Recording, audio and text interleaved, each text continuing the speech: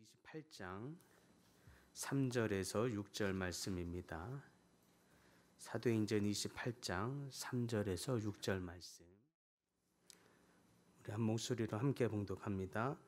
바울이 나무 한 묶음을 거두어 불에 넣으니 뜨거움으로 말미암아 독사가 나와 그 손을 물고 있는지라.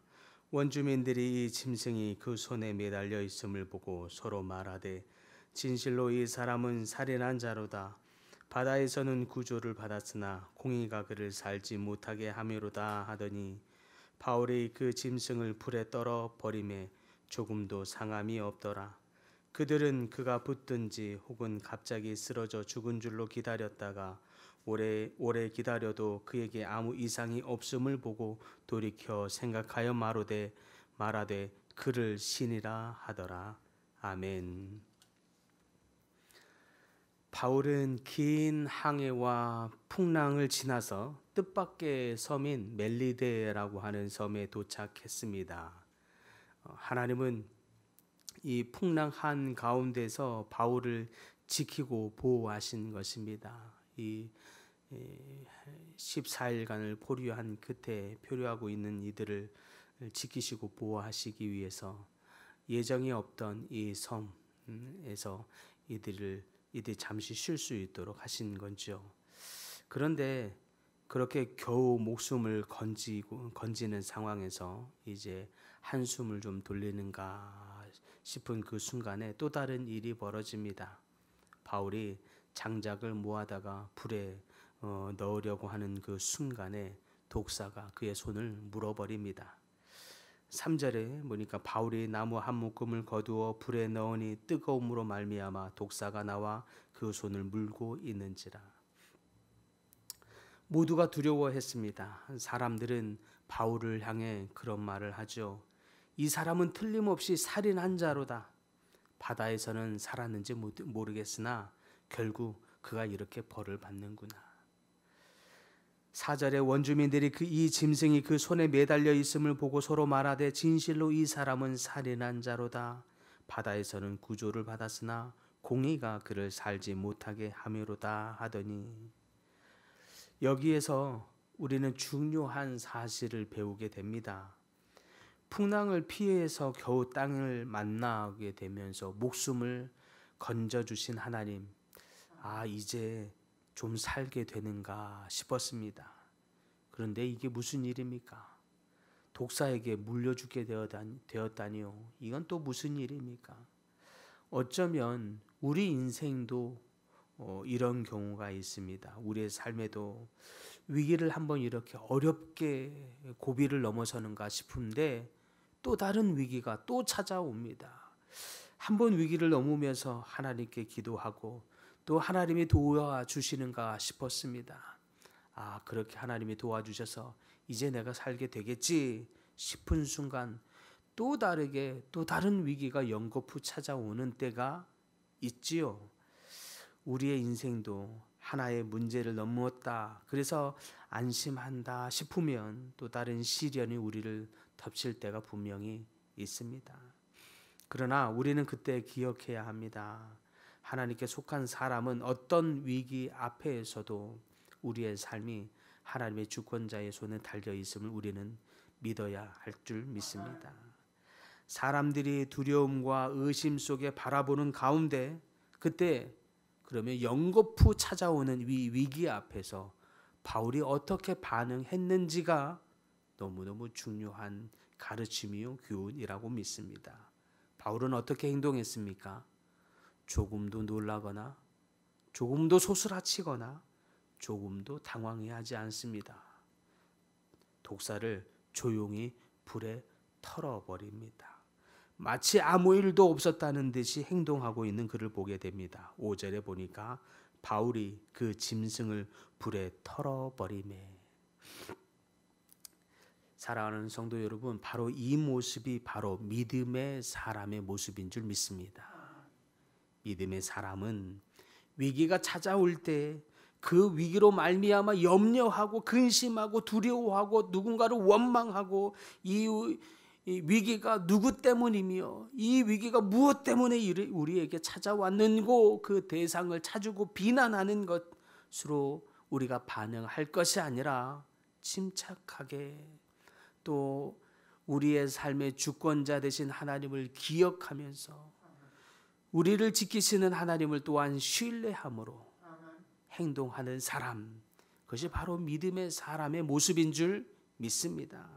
바울은 바로 그러한 믿음의 사람의 모습을 우리에게 보여주고 있는 것입니다. 어떤 때요? 위기가 왔고 또 위기가 거듭 오고 있는 때 말입니다.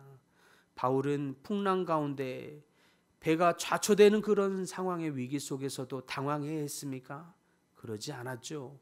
그런 속에서도 많은 사람들에게 하나님의 말씀을 듣고 음성을 듣고 그 말씀을 그들에게 선포함으로 그들에게 두려움을 없이 하였습니다.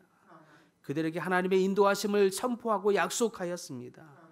또 이제는 그 위기가 독사가 자신의 손을 물므로 말미암아 직접적인 바울의 공격 가운데 있는 이 순간에서조차도 조금도 당황하지 아니하고 그것을 가만히 손을 털어버리고 있는 것을 보게 됩니다.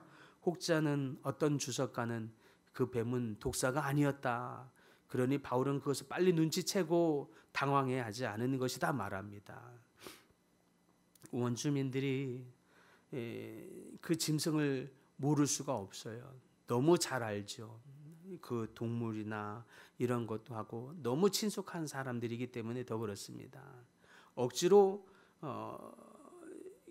비약해서 해석할 필요가 없는 것이죠. 이 말씀 그대로 독사가 그를 명확하게 물고 있었으나 바울은 그런 속에서도 조금도 당황해하지 않은 것. 우리 삶에도 때로는 독사가 우리 손을 물고 있는 것처럼 건강의 문제가 우리의 삶을 물고 있고 어떤 관계의 문제가 우리의 삶을 잔뜩 물고 있어서 우리를 어렵게 하고 경제의 문제, 자녀의 문제, 사업의 문제, 어떤 문제들이 우리를 독사가 무는 것처럼 우리를 물고 늘어질 때가 있습니다. 그 가운데서도 바울이 당황하지 아니하고 가만히 손을 털어버림과 같이 털어버릴 수 있는 여러분들 되기를 소망합니다. 어떻게 그렇게 할 수 있습니까? 우리를 지키시는 하나님, 이 독사보다도 더 크신 하나님을 믿는 믿음 안에서 가능한 줄 믿습니다. 섬 사람들은요, 바울이 손에 물려있는 이 독사를 보면서 이 사람은 반드시 살인한 자가 맞다. 바다에서는 어떻게 용케 이렇게 구출을 됐는지는 모르겠으나 그러나 분명 이렇게 독사에까지 물렸으니 그는 곧 죽게 되었구나. 이런 일을 당한 것 보니 영거푸 이런 위기를 당한 것 보니 그는 살인한 자가 맞다라고 사람들은 평가하고 벌써 결론을 내려버렸습니다. 그런데 그의 삶에 조금도 변화가 없고 그의 몸에 조금도 상함이 없는 것을 보자 6절에 갑자기 평가가 달라지고 있죠. 그들은 그가 붙든지 혹은 갑자기 쓰러져 죽을 줄로 기다렸다가 오래 기다려도 그에게 아무 이상이 없음을 보고 돌이켜 생각하여 말하되 그를 신이라 하더라. 그제서야 사람들은 바울을 신처럼 여기기 시작합니다. 사랑하는 성도 여러분, 이렇게 사람들의 시선은 얼마든지 변하기 마련입니다. 사람들의 평가, 사람들의 시선이 진리가 아닌 거예요. 사람들의 시선이 다 옳은 게 아닙니다.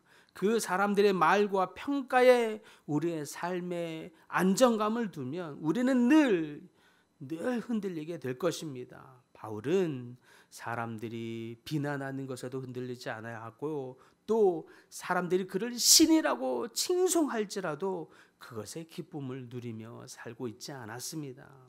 처음에는 정죄하고 의심하던 사람들이 이제 얼마 지나지 않아 존경과 찬사를 보내고 있습니다. 그러나 바울은 여전히 그들의 찬사도 비난도 휘둘리지 않습니다. 왜요? 오직 그의 모든 안정감과 믿음의 대상은 하나님에게만 있기 때문에 그렇습니다. 그 믿음이 위기에서도 연거푸 반복되는 위기에서도 흔들리지 않게 할 뿐만 아니라 그를 신이라 칭하는 이 칭송 속에서도 그의 마음을 기쁘게 하거나 흔들리지 않는 것이죠. 사람들의 평가가 하나님 앞에서 흔들리는 건 그것도 진짜 믿음이 아닙니다.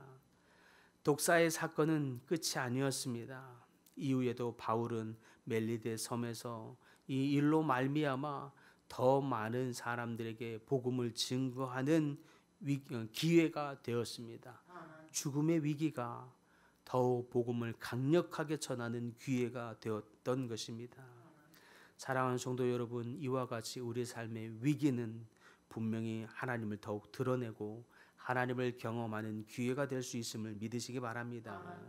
때로는 그 위기가 우리의 삶을 쓰러뜨리고 우리를 흔드는 것 같고, 때로는 멈춘 것 같은 시간, 우리 인생이 끝나는 것 같은 순간처럼 느껴지지만 오히려 그 시간이 하나님을 더욱 경험하고 하나님의 복음의 뜻이 이루어지는 최고의 때가 될 수 있음을 믿는 모든 분들 되기를 간절히 바랍니다.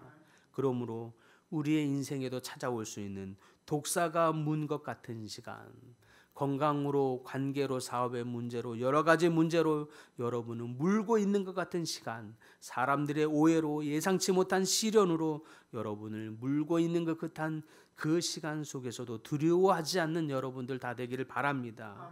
그 속에서도 하나님의 보호하심, 우리의 삶의 주권자 되신 오직 하나님을 향한 믿음으로 흔들리지 않는 여러분들 다 되기를 바랍니다. 그 위기 속에서도 우리의 삶의 주신 되신 하나님만을 오히려 바라보기 시작할 때에 독사가 우리의 삶을 물고 있을지라도 그것이 우리를 상하게 하지 못하고 그것이 우리를 멸하게 하지 못하게 될 것입니다. 조용히 믿음으로 그 문 것 같은 독사를 불에 털어버리는 여러분들 되기를 바랍니다. 그리고 우리를 지키시는 하나님, 우리의 삶의 주인 되신 하나님만을 바라봄으로 말미암아 그 위기 가운데 역사하시는 하나님을 더욱 만나시는 모든 분들이 다 될 수 있기를 간절히 축복합니다.